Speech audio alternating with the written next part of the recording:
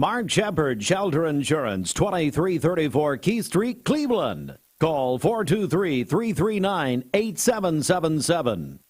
All right, and we say good morning to all of you this morning. Welcome in. It is our final in our series of Mixed Mornings, our debate series, which we have been doing really since going back to last April this year. This will be our final one. And we are joined now by state Senate candidates for the 1st District, and that is the Democratic nominee, Dr. Patricia Waters, and the Republican nominee, Dr. J. Adam Lowe. Thank you both for joining us. Thank you, Steve. Thank you, Steve. I really appreciate it very much. And I tell you what, we're gonna have just to set the ground rules here. First, thanks so much to Ralph and Shari Buckner, Ralph Buckner Jr., Ralph Buckner Funeral Home, sponsoring our debate series all this year. We're gonna have 2-minute opening statements, 2-minute responses to questions, and then a 2-minute close. You say why?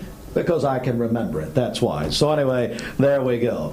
I tell you, we'll do this by alphabetical order on the last name. So Dr. Lowe, we're going to begin with you for your opening statement. Excellent. Thanks, Steve.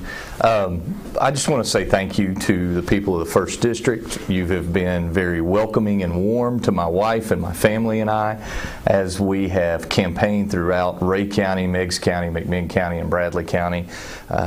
We feel that the campaign has added to our family. We've preached family from the get-go because we believe that's the strength that people need in a time of economic and governmental uncertainty and crisis and change.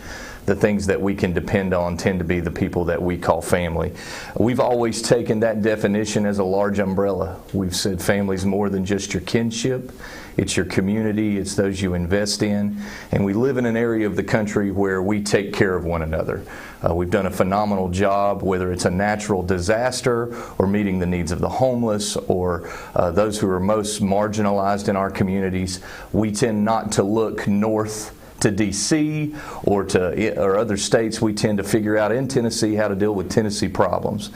We have a state right now that since 2006 has been operated under the premise of conservative policies, both economically, socially, and what we have seen since that time is positive change in Tennessee that's made us one of the strongest economies in the nation. We're growing and people vote with their feet. We can talk rhetoric all day long, but at the end of the day, people are fleeing blue states to come to red states like Tennessee because of the environment that we've created. We have a strong economy with job growth. We have a quality of life that's just admired by those across the nation. And that's come during a season where nationally we've just not seen a lot of hope. We've not seen a lot of hope out of Washington, D.C. We've not seen a lot of hope out of the rhetoric of typical politicians. But meanwhile, in Tennessee, our Tennessee values are at work, and we're seeing a lot of progress that has made it a great place to live. All right. Thank you, Adam Lowe. And now, Dr. Patricia Waters. Good morning. Doctor. It is lovely to be here, and thank you for hosting us in this really important citizenship participation that we need so much. It is true. Many people are moving to Tennessee, and they're offered the chimera of no income tax, which is enshrined in our law. However, once they get here, they do discover some things that need to be addressed. We have wonderful people in Tennessee. This area of the country is blessed with absolutely gorgeous natural beauty. Unfortunately, you can't eat beauty. We also have a rather high unemployment rate in this area, and I think we need to pay attention to our infrastructure. One infrastructure investment we need to make is in education. The other, I think, is we need to expand public transportation from Nashville to Chattanooga to Knoxville and create if you will, a triangle with and a direct line to Atlanta, so we have real public access to jobs. We also need to improve our internet access in our rural areas, not only for education. We saw COVID reveal the inadequacies of access to internet, but also for purposes of higher education and for job growth. So I think in our rural areas, we need to look at an investment in our people and in our education infrastructure. We also have a couple of environmental issues that we need to look at. On Watts Bar and along the Tennessee River, we have some problems with invasive species. The Asian carp and the milfoil plants that have invaded the area. We have seen Kentucky Lake suffer terrible deprivation in terms of that not being addressed. Thank you, Dr. Waters. And I tell you, those are our opening statements. So now we're going to begin with questions, and some have come from the audience, some come from me. And we're going to begin with the economy and financial matters. And let's do this that we received. Across the state, here's the question. Across the state, we see industries flooding into our communities. Around Tennessee, such as Ford with the Blue Oval plant in West Tennessee, Hankook Tire coming to Tennessee, even Icy, the drink company, coming from California. If you are elected to this position, state senator, how and what will you do to bring more industries and jobs to District 1? And Dr. Waters, we're going to begin with you. Well, I think one of the first things we have to do is to make sure our medical infrastructure is as strong as possible. And to do that, we need to expand Medicaid so our rural hospitals are not in jeopardy of closing, because roughly across our county areas, we have anywhere from 10 to 15% of people who do not have medical insurance. If our companies are coming in and they have medical insurance benefits, that is wonderful, but they need to have the local medical infrastructure to take care of their employees. And so expanding Medicaid across the board will help our communities maintain their hospitals and maintain the doctors that they have in our area. Secondly, I think when plants come in, they do look at education, and we need to look at the inequities in teacher pay across our area. Athens City Schools just gave a wonderful pay raise. I think the starting salary is around $45,000 now. It could be around $43,000, depending on your level of education. In the county, it's still around $38,000 for a starting salary. That's just a little above living wage. And so that disparity is we see it across our region. And I think we need to address teacher pay inequity. Also, our schools are aging, so we need to look at infrastructure in terms of making our schools more healthy, if you will. We have so many wonderful communities, but we have also disparities, say, in Athens, where we have building codes, and in the county, where we have really none. It's a free-for-all. So we need some sort of equitable balance so people know when they're moving into an area, their houses will be built to code. So that might be something to look at. Thank you, Dr. Waters. Dr. Lowe, same question. Well, when industries are looking to relocate, they look at a couple of key things. You talked about bringing industry here. One is they're going to look at workforce, available workforce. Who do we have that they can hire, that they can use in that capacity? They're going to look at their economic picture to decide, is this a place that we can function and function efficiently when we move to the area?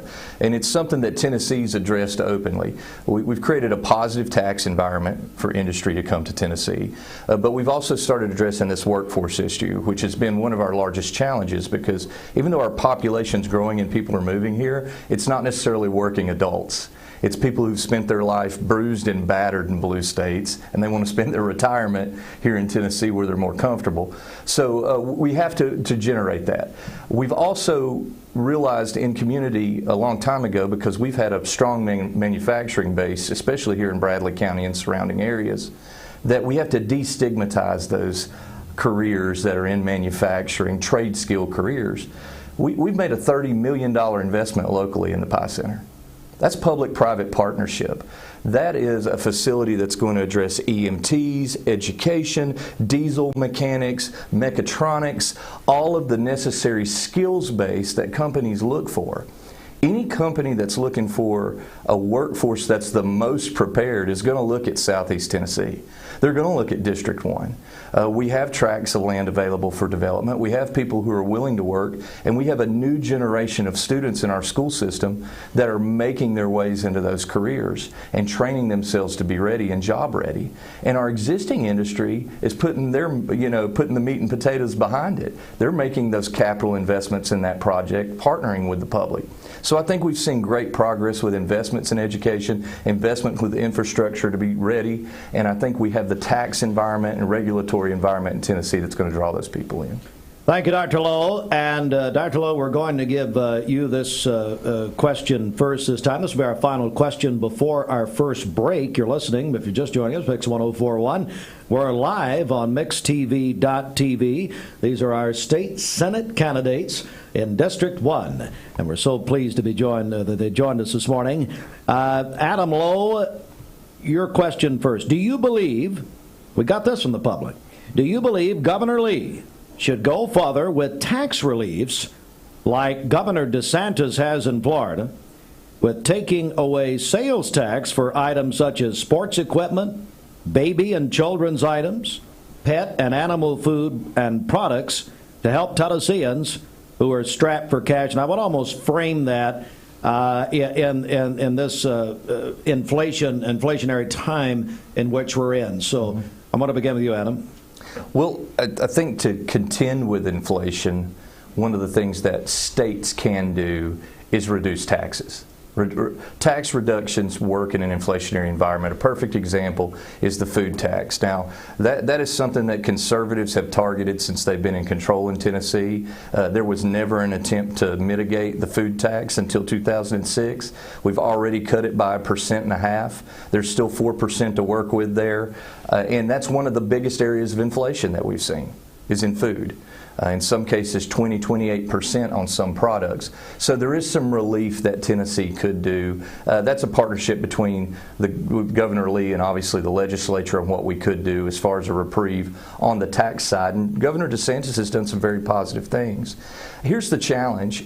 States just cannot continue to shoulder cutting what the federal government tends to eat up with bad policy. We can't give rescue inhalers when there's a bunch of allergens in the room. We need to address the allergens in the room, and that takes some work in D.C. Even if Tennessee started giving a bunch of tax reprieves, eventually we run out of options. We extinguish those options. I'd love to see us reduce the food tax. We're looking at a $1 billion surplus in Tennessee. I don't call that a surplus. I call that overcollection. Now, be mindful that much like Florida, Tennessee is very sales tax driven. So we have to look at sales tax abatements in order to generate those reductions, because we don't have a state income tax and other places to do it. So food tax is a great place to start. I don't know if we start picking sporting equipment or things like that. I think it's just a matter of looking where people can save the most. The food environment makes the most sense because we've seen the highest rate of inflation there, and we have a direct tax that we've already started targeting to reduce, and we can continue to. Dr. Waters, I'm boiled down the question a little bit here. So as Senator, if elected, how would you help Tennesseans around the state fight the ever-increasing inflation and economic question? Well, the anomaly in Tennessee, of course, is that we make money on inflation. Inflation has meant that we have a $1.8 billion surplus. And it means that we have $243 million more than we did September of last year. And we're projected to have an even more huge surplus by the end of the year. Let's end the sales tax on food for an entire year and see how that affects our tax surplus and our revenue situation. But at least during the inflationary period, end the sales tax on food for an entire year. We have the surplus to cover it. I'd also like to address, rather than nickel and dime, let's permanently end the tax on period products. Women should not be taxed for being women. In countries around the world, taxes on period products are over. A box of 34 Tampax costs $10.99. When you put tax on it, it's over $12. There are girls who cannot go to school because they can't afford period products. We have a ministry in Athens where we make free supplies available, but that's not viable across the state. What we need is relief for this specific, I'm sorry, I'm pounding. That's okay, it's fine. It's all right. But let's end the sales tax on food. Look at the surpluses we have, look at the projected surpluses we're going to have, and let's deal with inflation where we can. And lest we forget, every dollar that Tennessee spends, 37% of that dollar comes from the federal government. And if we had corporations paying their corporate income tax, perhaps we would have even more money. What an interesting thought that might be.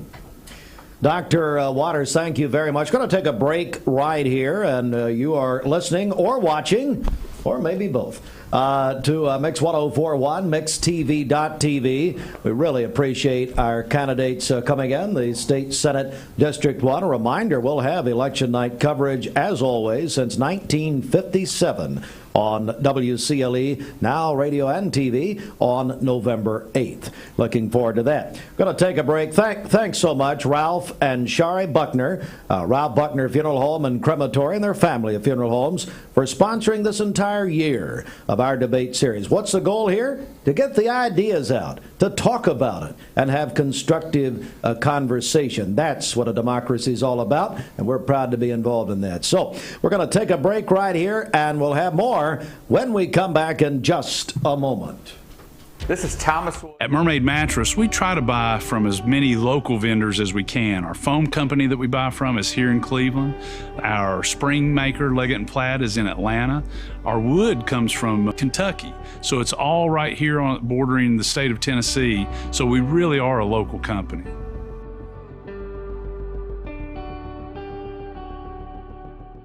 This is Thomas Williams with Mountain View Nissan of Cleveland. It's football time here in the great state of Tennessee. Score big with Mountain View Nissan of Cleveland all month long. Visit cleveland-nissan.com, home of the lifetime warranty. It's time for Bradley County to start talking about fentanyl. Did you know in 2021 there were over 20 overdose deaths related to fentanyl in our town? ATS The Bridge is committed to educating and spreading awareness about drug abuse and bring a message of hope to our community. Our community is worth it. Even if substance abuse is the last thing to worry about with your kid, their awareness can help save a friend. For more info, visit atsthebridge.org. ATS The Bridge, speaking out against drugs, speaking up with a message of hope. Visit atsthebridge.org. Hey, it's Josh with Wholesale Supply. Our team members have been serving the Southeast with the best plumbing, electrical, and HVAC products for the past 75 years. Founded in Cleveland, Tennessee, Wholesale Supply has everything you need, from water heaters to kitchen faucets, from lighting to septic tanks. We literally sell it all. Don't believe me? Stop by one of our 32 stores across the Southeast and check it out for yourself. And tell them Josh sent you. And remember, Wholesale Supply is open Monday through Friday and open to the public. From Lookout Mountain to Cleveland, from Red Bank to Collegedale, luxury lives here. Chattanooga Auto Square is your home for premium luxury automobiles. And we have the largest selection in all of Chattanooga of pre-owned vehicles from every major brand. Chattanooga Auto Square, Jaguar, Land Rover, Porsche, Infiniti. Luxury lives here. For those who deal with painful leg veins, Dr. Eston Winger wants you to know there is help. Typically, most patients that come in have varying degrees of symptoms with their legs, and it could be that your legs feel heavy, your legs feel tired, your legs ache, your legs swell. And typically this is worsened as the day progresses as you're up on your legs. And most people think, oh, they're just for cosmetic reasons, but no, actually your legs can hurt by having varicose veins. The fact is that the veins are not going to go away on their own. The only way they're going to go away is by an intervention. And if they do bother you or you have questions about them, then I'd be more than happy to talk to you in consultation. Schedule a consultation by phone, 423-472-5423. You're watching Mix Mornings on Mix TV. Here is your current Kia of Cleveland time. And your current temperature is brought to you by Simply Bank.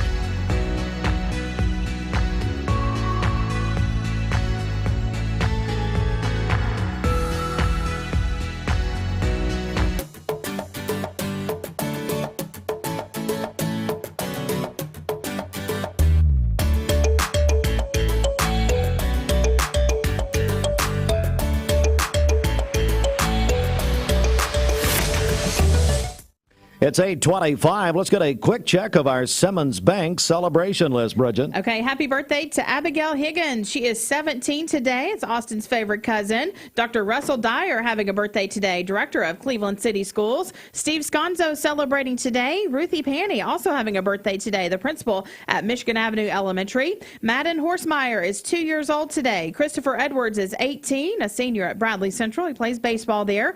Ernie Lundy is celebrating today. That is Gideon's grandfather. And then Elijah Jet Brewer is 7 today. Calling your birthdays and wedding anniversaries to us. We'll take those on the volunteer Ridipest mix line, 614-6499. You can also text us at that same number on the HHM text line. You can go to our website, mymix1041.com, or download our free Mix 1041 app. It's the Simmons Bank celebration list. At Simmons Bank, they work hard to help make their customers' dreams come true. All right, quick check of our Mermaid Mattress Weather Center. Roger Pickett. Our anniversary Lindsay Line Queen mattress is on sale now for only $499. A mattress you can flip and rotate just like you used to, but only at Mermaid Mattress. For today, sunny skies, a high of 68, partly cloudy this evening with a low of 45. And then for tomorrow, a few clouds early in the day, otherwise mostly sunny with a high of 72. Your current Simply Bank temperature is 45 degrees. This weather forecast is brought to you by Bradley Concrete and Lamcon Ready Mix, family-owned business serving Cleveland for over 40 years. Call them at 423-479-4541 or visit lamcon.us to find out more. All right, welcome back, everybody. 8:27, Mix 1041. We're on mixtv.tv, and we are joined by our candidates for State Senate District 1. And once again, reintroducing, we have Dr. Patricia Waters, the Democratic nominee, and Dr. Adam Lowe, the Republican nominee. And I want to talk about crime. I want to talk about safety. And Dr. Waters, we're going to begin with you. You know, the statistics in Tennessee show that as the state grows and as this district grows, we have some rising crime rates. We have things happening. We have even the governor this morning who's introduced an entirely new proposal about keeping children safe in schools. We see what's happened around the nation. Now, I'd just love to get a general response from you about the state of safety in the volunteer state and what you would do if you were elected in District 1. In terms of assaults on schools, we see a theme emerging over time, and we see the theme of mental health. And I can remember the decentralization of mental health services in the state of Tennessee. For instance, we had mental hospitals, Central State Hospital, Bolivar. I think there was one in East Tennessee. I can't remember where it was. But what we have seen is a diminution in access to mental health services. And I think given COVID and the rise in anxiety that we see amongst our students, we really need to address the mental health of our children and their well-being in a holistic way. And I think one of the things we can do is invest in mental health services in our schools. Just as we put nurses in the schools, we need counselors and counseling in the schools. Because when we see these isolated children coming out and feeling alienated and then picking up a gun to solve their problems, that is just, that's a need we're not addressing, I really think. And also in terms of safety in our schools, I mean, we have looked so much at the buildings, at the SROs, at how we negotiate, but in Uvalde, we saw a major problem with just communication, how police forces communicated across their different boundaries. And I think we really, really need to look at the infrastructure of police communication amongst different districts and amongst different law enforcement entities and really make that as rational as possible so we don't have a situation like we had in Uvalde where we had so many officers but no clear path of communication or command. That is something we need to look at. Dr. Lowe, same question. I happen to be married to one of those school counselors, so I'm a huge advocate of the work that she's done, and she has been very, very clear with what prevention can do in that space. So by all means, we have to continue to make sure that we're getting in front of the problem with school safety. But let's look at it from a 10,000-foot view. Tennessee's growing. With more people become more problems. And a lot of our crime problems are going to be isolated to larger metropolitan areas, but we are seeing it statewide.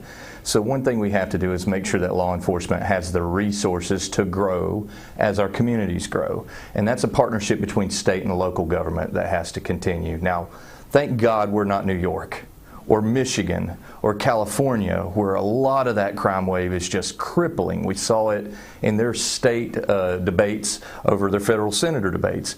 We saw that issue addressed of public safety. Most people in District 1 still feel safe in this community, but what we don't want to do is get behind the problem, and school safety has been one of those. You know, I commend the governor for actually making an effort to say we're going to address the issue. And you know, and I'm one of those that's kind of sick of the political banter back and forth with regards to what's happening with school violence. I want pragmatic solutions, and there's an age-old adage that a superior show of force is what you have to do to protect. We have to protect our kids. Our kids are required to go to school if they're not homeschooled or otherwise. We're putting them into situations that are fish in a barrel situations. And thankfully in Southeast Tennessee, we've had a robust school resource officer program that's equipped school resource officers. We've had sheriffs who've taken that responsibility on themselves before we've ever responded federally or as a state level. And I'm still an advocate of having more trained crisis response people in those spaces to protect our kids when they go to school, and for us to look at policies that fundamentally create the environment that draw people who want to perpetrate violence on children. All right, we're going to move to another question here, and that's going to. I want to talk about broadband, and I want to talk about broadband access, because that is a hot topic around not only the state but the nation. And I want to talk about that. What, if elected, would you do to make broadband more equitable and more available as a state senator? But I would also, and for time, I'm just going to sort of make this a hybrid question in some ways. What did you think of the test scores that came back during COVID? During the pandemic, the test scores that are low around this nation, including in Tennessee, where some in education say we've, in fact, because of what happened, may have lost a generation of learning. So, at any rate, so broadband and your thoughts about the test scores, the numbers that came back in. Dr. Lowell, begin with you. So you're talking about the learning loss. The learning was loss, apparently yes. there. Some of that's a little bit of alarmism, but it's worth paying attention to. Now in Tennessee, our kids got back to the classroom a lot faster than other states. So most of those discussions are taking place in states where people had prolonged closures of the school system, and there really was some reduction in learning. Children are capable of catching up in a lot of ways, and I think you're going to see school systems respond. I can't speak for other states, but I know in Tennessee we're still setting standards.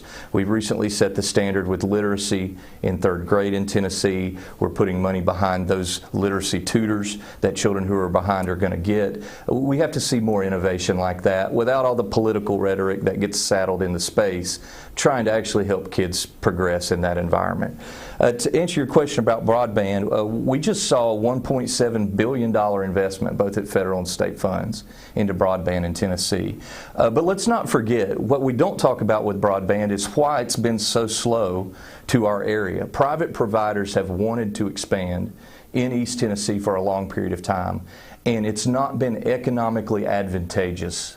Because what a lot of people don't realize is as they come through and they use public utility poles, especially those where TVA has an interest, in East Tennessee, those government entities through TVA are requiring 4 to 5 times the cost to attach to utility poles to expand broadband in Tennessee.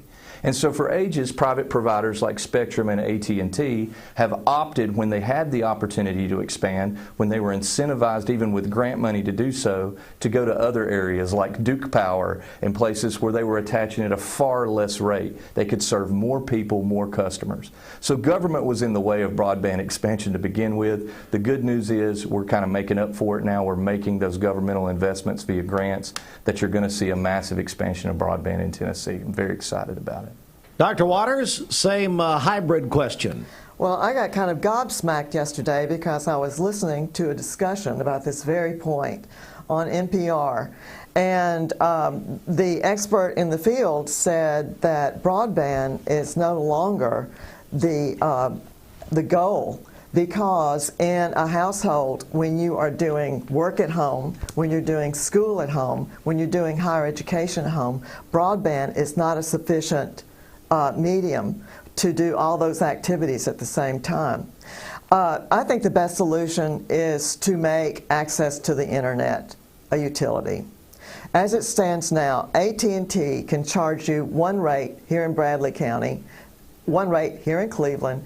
You go 2 blocks over, they can charge somebody else. The billing is not transparent. You have no idea across the board what you are being charged or why.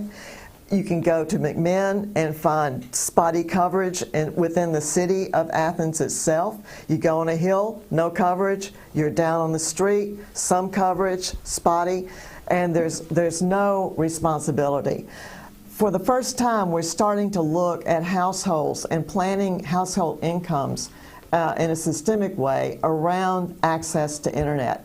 And if we think of it as a necessity, it becomes a utility. And we need to make it a utility and subject to the regulation that all utilities have. And that's transparency across billing and access. Speaking of which, I think it would be helpful if our United States senators didn't take massive amounts of money from Verizon, AT&T, and Comcast in order to stifle competition. And that might have been helpful from the get-go. But, you know, that can be addressed. However, access to broadband, as we call it now, the internet, is essential for every household in our region.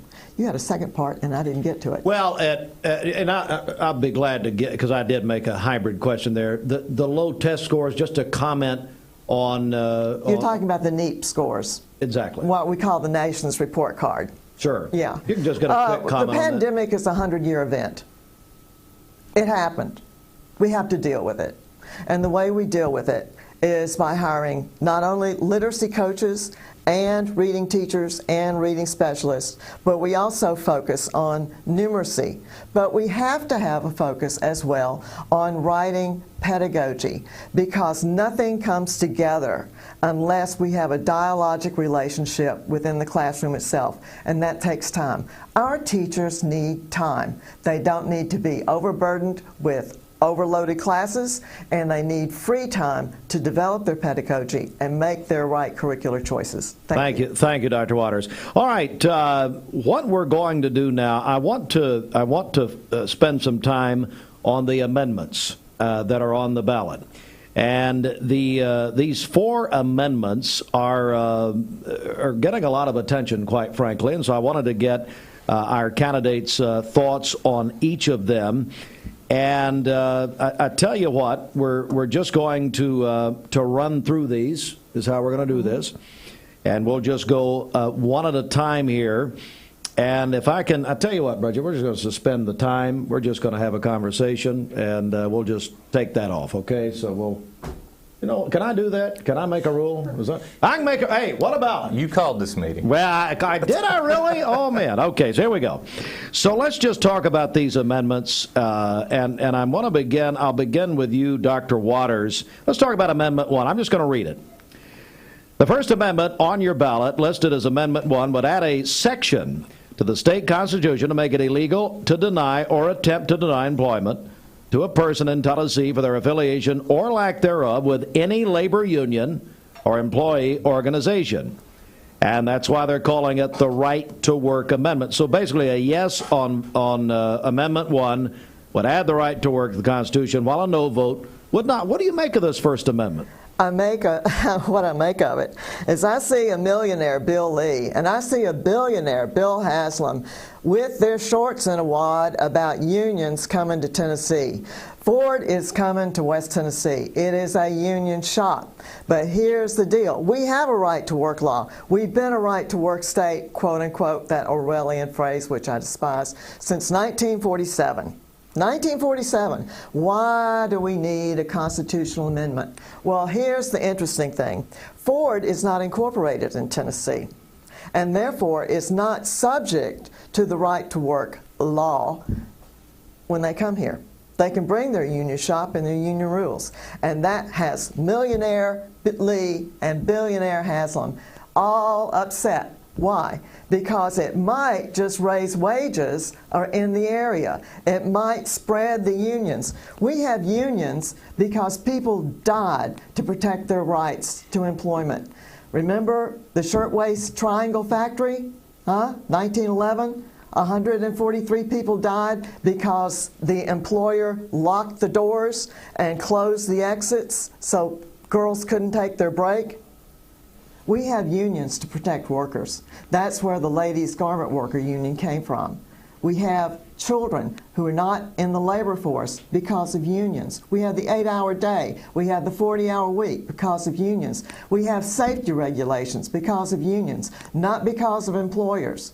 Workers need protection, and they do it by banding together. Thank you, Dr. Waters. Dr. Lowe. We've had 100 years of policy since 1911 of employment law that has offered up those protections. You know, I hear what's being said about millionaire and billionaire, but working class Adam and working class Joe and working class Steve doesn't necessarily want to kiss the ring of a union boss to get a job. I don't understand the liberal opposition to the idea that you cannot discriminate based on whether someone is or is not in a union. This policy, whether it's Orwellian in its description or not, and now a constitutional amendment, simply says that an employer cannot factor your decision to be in or out of a union in whether or not you get that job. It actually protects your ability to join a union. It actually says that an employer can't penalize you for being a part of a union. This is an anti-discriminatory policy. We've had it in Tennessee. It's worked in Tennessee. But let's look at really what's happening. The elephant in the room is the fact that unions have struggled to find relevance going forward. The ones who've adjusted well in the past few decades are those who've moved to more like professional associations, offering benefits to their members, education, continuing ed, opportunities to network. And the ones who have suffered have continued to rely on what they were 50, 100 years ago, which was a power brokering entity that controlled things. Employment law offers a lot of those protections that unions felt like they had to battle. You know, my grandfather was a lifelong union member, a state employees union, worked as a janitor in the school systems. A union Democrat, my grandfather was. And in the 80s, he started saying, I voted against, the union's no longer relevant, his particular union. Now, luckily, the state employees unions have shifted to what I said before. The ones who've adapted well have become like more professional associations. But people should vote yes on this amendment. They should vote yes to make it part of a clear message in Tennessee. We talked earlier, how do we get industry here? We don't want just any industry. We want an industry that values what we value here in Tennessee. And if Ford thinks that you have to be forced to pay dues to their union, that in turn turns around and takes that money and dumps it into political initiatives that these people in Tennessee don't agree with, then Ford doesn't need to be here, or another agency doesn't need to be. Thank you, Dr. Lowe. I'm going to go to the second of 4 amendments, and then we're going to take a break in just a moment. So here's the Second Amendment. I'll begin with you, Dr. Lowe. The Second Amendment would establish a temporary line of succession for the governor should he or she become unable to perform their duties. Currently, the state of Tennessee does not have a line of succession established, which I find amazing, quite frankly. If passed, Amendment 2 would establish the Speaker of the Senate as next in command. If that position is empty, the role would go to the Speaker of the House. Adam. The rest of these amendments are pretty much going to be housekeeping and cleaning up some policy things. People need to vote yes on this amendment. This amendment simply just says that those people do not have to resign their previous positions when they temporarily fulfill duties of the office above them, that they can go back to those roles. So it's really a simple explanation of just housekeeping and keeping temporary issues where the governor's incapacitated. And this came up during COVID. You know, we saw it in New York when Andrew Cuomo got sick with COVID and had to duck out for a little bit. People don't necessarily want to resign as lieutenant governor in order to temporarily be governor. They should be able to go back to their previous role. Dr. Waters? It's rational. Vote yes. Yeah. Okay. All right, so we're going to take a break right here. 8:45. You are listening to Mix 104.1, Talk 101.3 The Buzz. You're watching us on MixTV.tv. Our two candidates for State Senate District 1, we have Dr. Adam Lowe, Dr. Patricia Waters, and I appreciate them both for joining us. All right, so we're going to take our final break and then come back. We'll go to the other two amendments and then their closing statements here this morning. Thanks again, Ralph and Shari Buckner. Ralph Buckner Jr., Ralph Buckner Funeral Home, for sponsoring. This has been a full year, really, of forums like this or debates like this on our morning program, which we had not done before until this election year, and we definitely will continue these going forward. We're back in just a moment. Stand by for more. At some point in your life, you may be faced with a legal challenge, whether it be a personal injury, business dispute, or family matter. Our goal is to overcome your legal obstacles and get your life back on track. If you or a loved one have been injured or have legal issues confronting you and your family, talk with someone on our team. We will investigate your problem to determine the facts and the law. Working together, we can develop a plan to obtain the result you deserve. My dad says our new Linux system saves energy. Well, saving energy means saving money.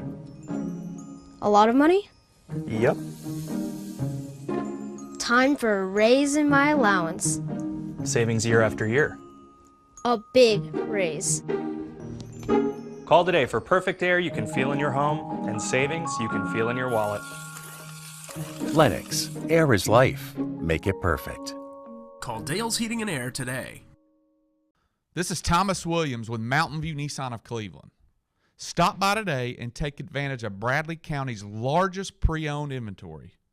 Or visit cleveland-nissan.com, home of the lifetime warranty.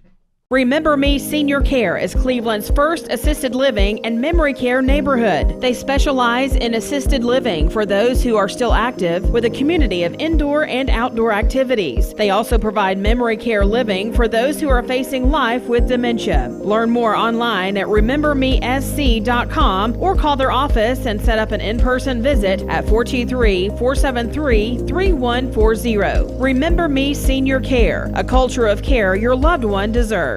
I've struggled with acne since I was 13. I can't tell you how many times I canceled plans because I couldn't get myself to leave the house. I experienced another sudden breakout and finally turned to Cortina. It was so easy. I just answered a few questions online and uploaded photos. My board-certified dermatologist created the perfect plan, and my custom medication was sent directly to my door. With Cortina, acne no longer has to be a lifelong struggle. Need a metal roof for your home or business? Come see us at Best Buy Metals, a leading manufacturer of metal roofing products. Looking for great service? Check. Want to choose from a wide variety of metal roofing products? Check. How about complimentary takeoffs and free estimates for commercial and residential projects? Check and check. From small orders to semi-loads, we've got you covered. Literally. Best Buy Metals, quality roofing that lasts a lifetime. Come see us today. I am Cleveland Ford. I am Cleveland. I am Cleveland Ford. I am Cleveland. I am Doug Vierthauer, General Manager of Cleveland Ford. And together, we are Cleveland Ford.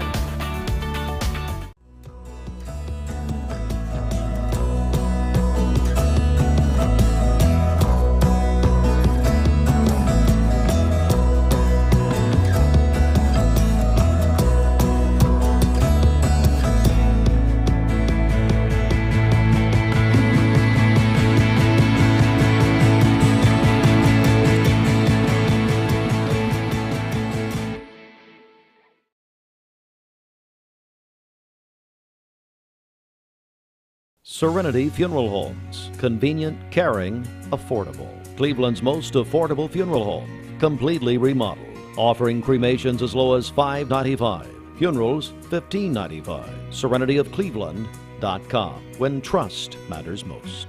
I choose Direct Primary Care Associates because of the relationship that I've developed with my care team. They take me directly back and start evaluating my needs. I choose Direct Primary Care Associates because of its flexibility, and so should you. DPCA. Practice made perfect. Trust Health Markets for your health, life, Medicare, or... You're watching Mix Mornings on Mix TV. Here is your current Kia of Cleveland time. And your current temperature is brought to you by Simply Bank.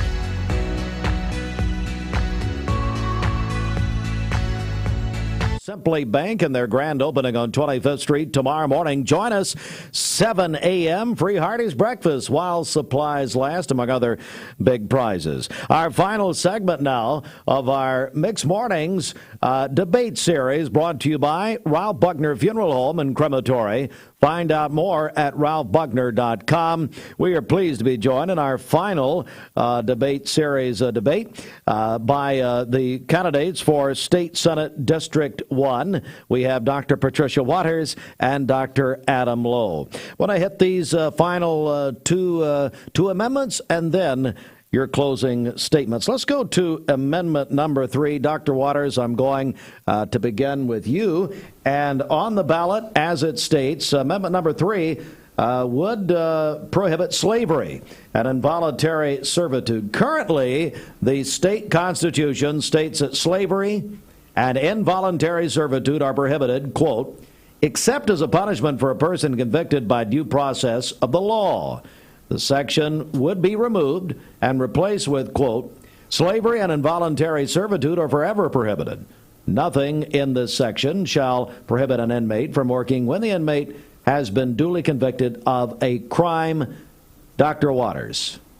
Penal servitude and involuntary slavery, commonly known as neo-slavery, was a feature of Jim Crow beginning in the 1870s, 1880s, and then grew as a business for state prisons, particularly in Florida, Alabama, and Mississippi, and in Tennessee as well, but not as much, and became a business where local sheriffs fed into the penal system people who were unjustly arrested. So even though this language is superseded by the language of the Constitution, it needs to come off our Constitution and bring us into the 21st century wherever we are. Mm-hmm. Thank you, Doctor. Dr. Lowe. Yeah, vote yes. It's pretty, again, getting that language out of the Constitution. Those who are incarcerated, who've committed crimes that have caused them to forego their freedoms are not slaves and the wards of the state, and they should be allowed to work. And we've got to get past the language of the past that most of us are trying to intergenerationally shed for the attempt to be very clear that we stand with freedom of all law-abiding people in the nation. So, yeah, let's just vote yes on that amendment. Okay. And the final amendment on the ballot, the fourth proposed amendment, would remove a section from the Constitution that prohibits religious leaders from holding seats in either house of the state legislature. Although this law has not been enforced in the past, a yes vote would amend the Constitution and would remove that language. Dr. Lowe. Much like with the previous amendment, this is another one where federal Supreme Court rulings have superseded what we've had in the language here in Tennessee. So, yeah, we don't want, just because you choose to be a minister as a profession, to preclude you from public service. So vote yes on Amendment 4. Dr. Waters. Vote yes. Okay. We are going to turn our timer back on. Bridget, are you awake? That's a surprise. Okay. So anyway, we are going to turn our time clock back on. Dr. Waters, you'll have 2 minutes. These are our closing statements now. Dr. Waters, will begin with you. And again, thank you for joining us. Is this my camera? Where's my camera? I think is it this one? Is it that one? I believe it's this one. There we go. Austin, find the camera. Austin, find the camera. Dr. Waters, it's this one. Thank you for this opportunity. Engagement in the political process is so important for our community because we have such poor voting records here in Tennessee. But I do want to speak to something of paramount importance, because I got into this race not because I needed a career. I have had a career. I am also a writer and a book artist, and I had great plans to engage in what I love most after I retired. But the laws that came out of the Tennessee General Assembly affecting public education, particularly laws regarding charters and vouchers, and now the punitive laws that are going to punish third and fourth graders for test scores on one given day and their retention in the grade that has nothing to do with their teacher's understanding of their entire performance over their entire year. I really think these laws need to be looked at and need to be reconsidered. The TISA formula for funding is essentially a bait and switch. The first 4 years are all hunky-dory. We have plenty of state money allocated. But then after 4 years, the state allocation goes from 100% to 75, then another year 50, then 25, and then 0. So we need to look at the funding of the future that's coming down the pike, and we need to know that school districts have the monies to maintain their infrastructure, to maintain their buildings, to pay their teachers, to fund their students, and your battery's low. And so we can't see the time. I'm sorry. That's okay. 15 seconds. That is 15 seconds. And I do want to address in these last seconds the trigger ban that was passed. Women are in trouble, and we need to revisit this law, because we just had a patient having to travel 6 hours by ambulance to North Carolina because she had preeclampsia. We need to address the medical needs of women by medicine, not by legislators. Thank you. Dr. Waters, I will ask one final question of you, and how can we get more information about your campaign? Oh, darling, I'm all over the internet. Facebook, Instagram, Twitter. I'm there. I have a website, and it's WATERS 4TN. Actually, I don't run all these things myself, but I do take an interest in them now that I'm coming into this year of 2022. Thank you, ma'am, very much. Dr. Adam Lowe, a final closing statement. Thank you, Steve, and thank you to Ralph Buckner for sponsoring the debate series. I've been an advocate of public discourse, championed a radio show for a long time based on that, with people coming together talking about ideas. At the end of the day, 2006, something happened. Tennessee began governing by conservative policies and conservative ideas, and we've seen a lot of success in that endeavor, both in education and other arenas. You know, economically, our GDP in Tennessee is 13.2%. That's almost 3 points higher than the national average, and that's in this post-inflationary environment. We've seen new business filings go up 60% in Tennessee. We're seeing population growth, people voting with their feet. We've seen increases in education. Prior to 2006, before we started operating with conservative policies, in Tennessee we were spending 76% of the national average in education. We're now up to 91% of that mark. So we've made progress in that arena.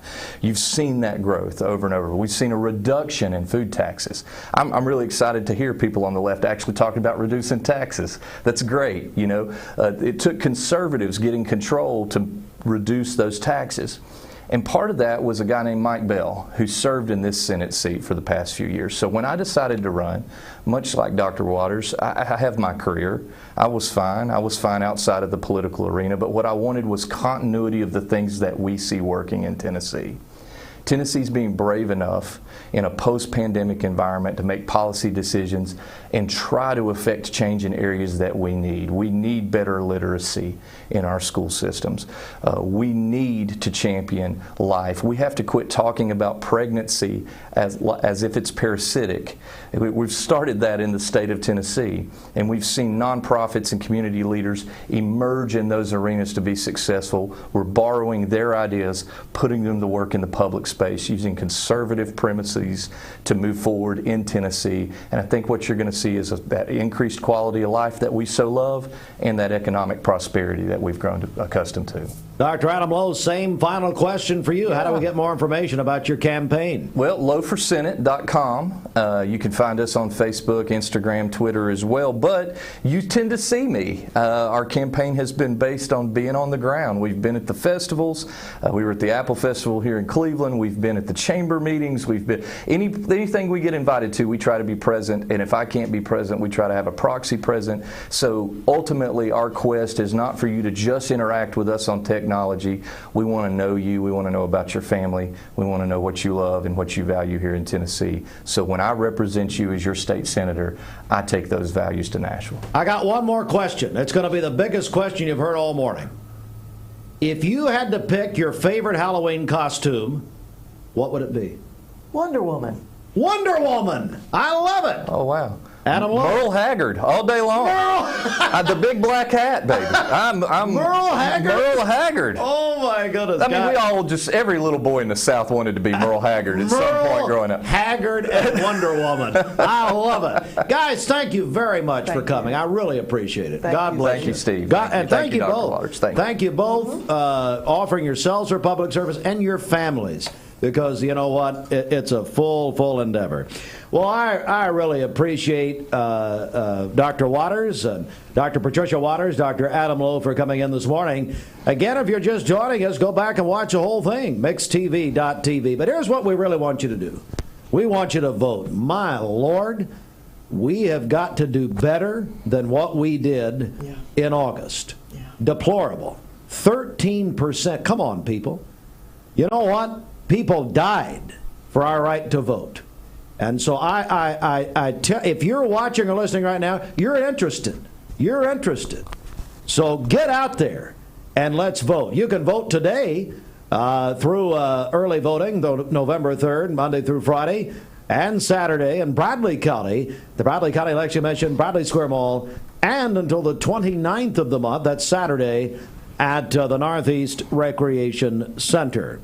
Thank you so much. Thanks to Ralph Buckner. Ralph and Shari, we appreciate you. RalphBuckner.com. Austin Chadwick, Dwayne Williams, Sheridan Mosley, who've really worked behind the scenes on all this. Really appreciate them. Even Bridget, who she was a timekeeper at WrestleMania 1 back in 1980. Were you born in 81? She's going to be a timekeeper again at a wrestling match near you. I'm heading to Oak Grove Elementary School. I'll see you out there.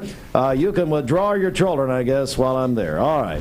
Thank you, everyone. God bless you. Mix 1041, mixtv.tv for Ralph Buckner Funeral Home. I'm Steve Hartline. Our election coverage November 8th will be here 7 o'clock. Good day, everyone. I choose Direct Primary Care Associates because of the relationship that I've developed with my care team.